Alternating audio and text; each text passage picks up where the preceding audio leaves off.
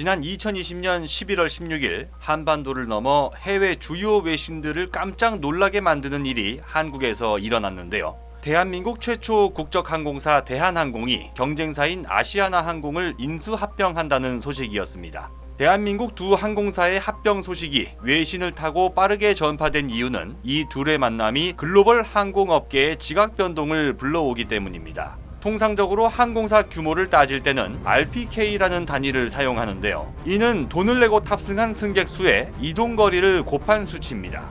만약 대한항공과 아시아나항공이 합병하게 되면 RPK 기준 세계 7위, 화물 수송 능력 기준 세계 3위의 항공사가 탄생하게 됩니다. 그런데 대한항공과 아시아나항공의 합병 소식이 매우 불편하게 들리는 곳이 있는데요. 바로 이웃나라 일본입니다. 일본 항공업계는 내수시장 규모가 우리보다 크다는 걸 제외하고는 태평양을 비롯한 주력 노선에서 한국과 경쟁 관계를 형성하고 있는데요. 동아시아 허브 공항으로 자리매김하던 일본 나리타 국제공항이 2001년 영업을 시작한 인천국제공항에게 그 자리를 내준 것은 굉장히 큰 상징적 의미를 준 사건이었습니다. 한국의 대한항공과 같은 선상에서 비교되던 일본항공은 이미 관뚜껑에 못 박기 직전까지 위기를 겪었던 항공사입니다.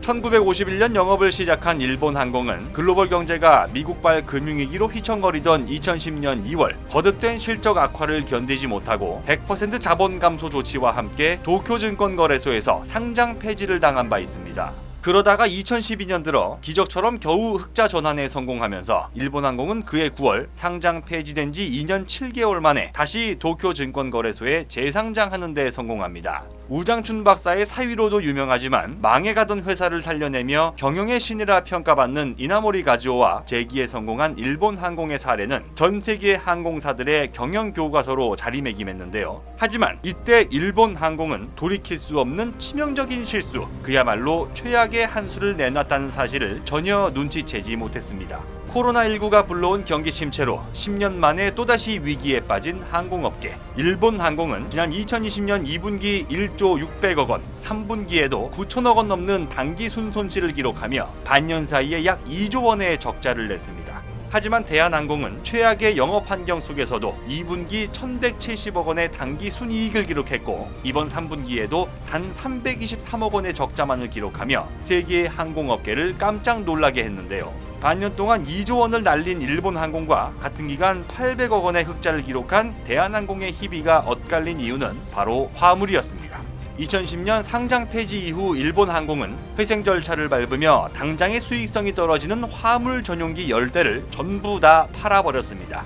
그런데 올해 코로나19로 인해 세계 각국이 외국인에 대해 여행과 입국 금지 조치를 내린 가운데 언택트 소비가 활성화되면서 반도체와 IT기기, 의료 및 위생용품 물동량이 크게 늘어납니다. 2020년 9월 기준 162대 항공기 중에 화물 전용기만 23대를 갖고 있는 대한항공은 물류 증가의 혜택을 톡톡히 누릴 수 있었던 반면 이런 상황에 전혀 대비하지 않은 채 화물 전용기가 단 하나도 없던 일본항공은 반년 동안 2조 원 넘는 돈을 날려먹을 수밖에 없었던 겁니다. 경영 파탄 수준의 적자를 2분기 연속으로 기록한 일본항공을 두고 그나마 잘 버티던 일본의 또 다른 국적항공사 전일본공수와의 합병설이 또다시 제기되고 있습니다.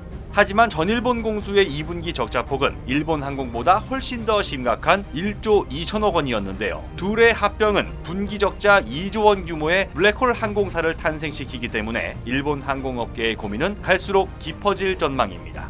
대한민국은 영토가 넓지 않기 때문에 항공산업이 발달하기 어려운 태생적 한계를 갖고 있었습니다. 하지만 미국을 중심으로 중남미 시장 또한 적극적으로 공략하며 태평양 노선의 주도권을 일본으로부터 빼앗고 반도체와 첨단 전자산업의 폭발적 성장을 바탕으로 항공화물 분야 세계 1위의 자리에 오르기도 했는데요. 일본항공, 델타항공, 캐세이퍼시픽, 루프트한자 등 세계 각국을 대표하는 항공사들이 창사 이래 최악의 적자를 기록 중인 2020년 악조건 속에서 선방하고 있는 한국의 두 항공사가 합병을 통해 더 큰 경쟁력을 확보함으로써 코로나로 인한 위기가 누군가에게는 기회가 될 수 있다는 것을 깨닫게 되는 요즘입니다. 곧 새로운 내용으로 다시 찾아뵙겠습니다. 좋아요 버튼과 구독 버튼을 눌러주시면 더 좋은 컨텐츠로 보답하겠습니다. 감사합니다.